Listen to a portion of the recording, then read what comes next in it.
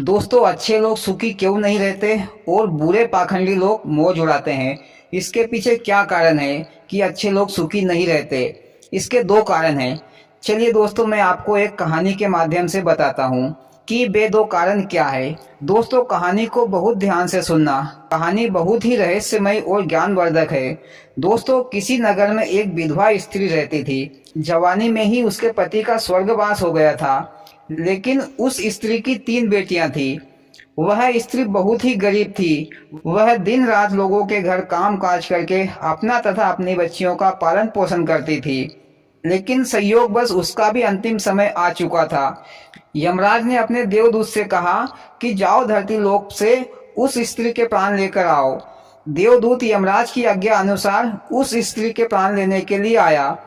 तो देवदूत ने देखा कि वह विधवा स्त्री बुखार के मारे जमीन पर अचेत पड़ी थी और उसकी 3 बेटियां अपनी माँ के पास जमीन पर बैठे बैठे भूख प्यास के लिए रो रही थी।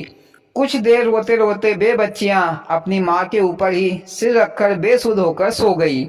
ये सब नजारा देवदूत देख रहा था तो उसके मन में दया आ गई और सोचने लगा कि अगर मैं इन बच्चियों के माँ के प्राण ले लूंगा तो ये बच्चियां बिना मारे ही मर जाएगी। कौन इनकी देखभाल करेगा, कौन खिलाएगा पिलाएगा? नहीं नहीं, मैं इन बच्चियों की मौत का कारण नहीं बनूंगा। ऐसा सोचकर देवदूत खाली हाथ ही यमराज के पास आ गया। तो यमराज ने कहा कि तुम उस विधवा स्त्री के प्राण लेने गए थे, लेकिन खाली हाथ ही आ गए। फिर देवदूत ने यमराज से कहा कि हे स्वामी, मैंने जो वहां देखा तो मेरा दिल पसीज गया और मैं खाली हाथ ही आ गया। अगर आप भी मेरी जगह पर होते तो शायद आप भी खाली हाथ ही लौट आते। देवदूत की ये बातें सुनकर यमराज को क्रोध आया। यमराज ने कहा कि तुमने प्रकृति के नियम को तोड़ा है। क्या तुम ये नहीं जानते कि जीवन और मृत्यु भगवान पहले ही तय कर लेता है कि किसको कब जन्म लेना है और कब मरना है? ये पहले से ही लिखा हुआ है। हम किसी भी जीव का समय नहीं बदल सकते, लेकिन तुमने ये गलती करके खुद को सजा का भागीदारी बना लिया है।